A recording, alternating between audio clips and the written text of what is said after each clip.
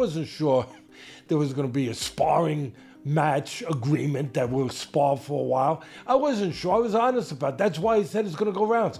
I wasn't sure if there was an understanding that, we'll play a little bit and then we'll get a little more and, whatever. So that was part of it. Acknowledge Jake has had double jaw surgery, 4 plates, 8 screws in his face, and everybody is just kind of breezing past that like it's no big deal. But I'm looking further into this because that's no easy surgery, and I'm starting to ask the question, is this the beginning of the end of Jake Paul's boxing career? As his brother, I was just shocked. I'm in the hospital with the guy, and he's like, yo, can you make this TikTok? Can you film this for me? He's like laughing and having a good time. Does not have any agenda against Anthony Joshua, because it feels to me like that fight, I before the fight, I was refusing to accept the principle that this fight could be scripted. The boxing world has been thrown into uproar, with critics claiming Anthony Joshua should face consequences for injuring Jake Paul in the ring after Paul reportedly suffered serious damage, including jaw fractures that required surgery and screws. Experts condemned the bout as a dangerous mismatch, arguing that Joshua's power and aggression exceeded safe limits, and the aftermath left fans and professionals stunned, reigniting intense debate over fighter safety and responsible matchmaking in high-profile fights. Away from the power, you could call it running, and you'll be right. You can also say it's smart for a guy Jake's size and understanding that AJ is a fucking monster. It's also smart to fight that way. It's not the most aesthetically pleasing. It was not. Analysts Brian Campbell and Shaka Majwi broke down Jake Paul's recent bout with Anthony Joshua, examining both the tactical approach and the physical toll it took on Paul. They pointed out that Joshua's power caused significant damage, including injuries that eventually required jaw surgery, forcing Paul to adopt a survival-focused strategy built around mobility and constant movement. By circling the ring and avoiding prolonged exchanges or being pinned against the ropes, Paul relied on evasive maneuvers rather than aggression, a choice that helped him last longer than many expected. Campbell and Majwi noted that this emphasis on defense, ring awareness, and stamina management limited some of the damage, even though Joshua's strength still resulted in visible injuries, highlighting both the value of defensive planning and the dangers of mismatched, high-stakes fights. Could this be the end for him in terms of what he's doing in the boxing ring? Listen, so long as people will tune in and so long as Jake Paul is paid by Netflix or any broadcaster to air his fights, we're going to see this continue. And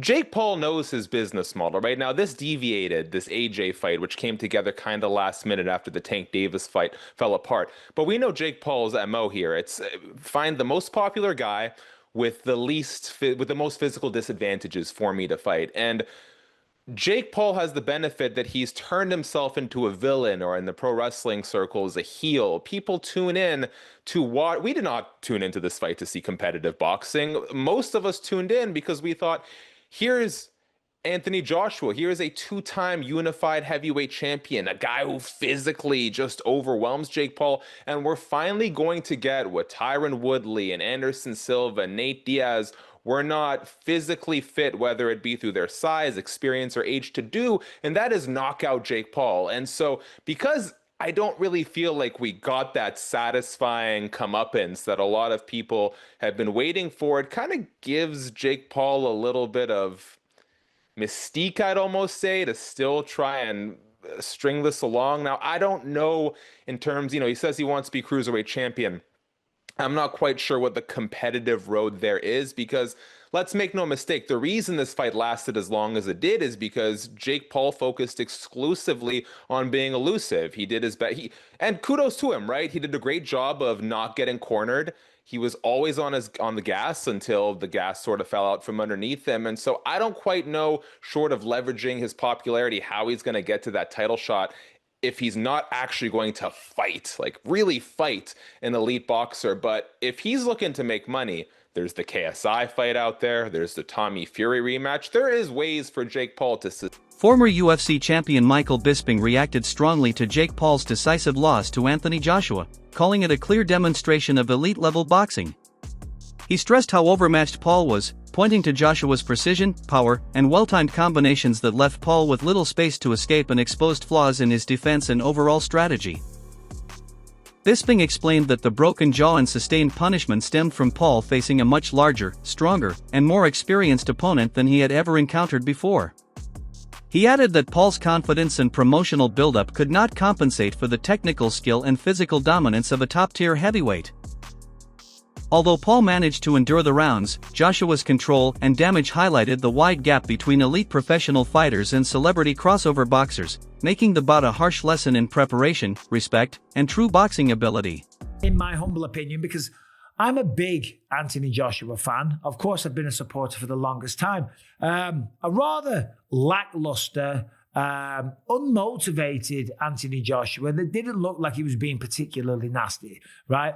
A lot of the time he was out of range, and okay, it is hard to land a shot on someone that's backing up and moving away the whole time. And there was a lot of times where he had him in the corner and he could have thrown a shot. And sometimes he was telegraphing his shots. And anytime he did go in to throw a punch, as I said before, Jake Paul would shoot in and turn it into a wrestling match. And even when he wasn't shooting in, he was clinching a lot. This is boxing. It's not MMA, as we know. The referee should have done a much better job of getting in there and separating them much, much faster. As I say, it was the 6th round. I think it was the 4th round he got dropped twice. In the 5th round, he got through it. In the 6th round, caught him with the jab, then a glancing right hook. He goes down, and that was that. That was all she wrote, right?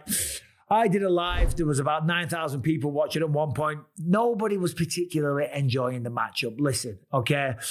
I respect both men. I respect anyone really that steps into the ring, okay? And certainly going up against Anthony Joshua, that was a tall task, okay? You know, metaphorically and figuratively, right? It was a tall task. It was a big job. It was a tough opponent. It was a mismatch, and it was, right? Jake Paul never worried Anthony Joshua once. He never rung his bell. He never caused any damage. He never had him worried. He never did anything. It wasn't a fight. It was a display of how long can Jake Paul last? Can he run away long enough to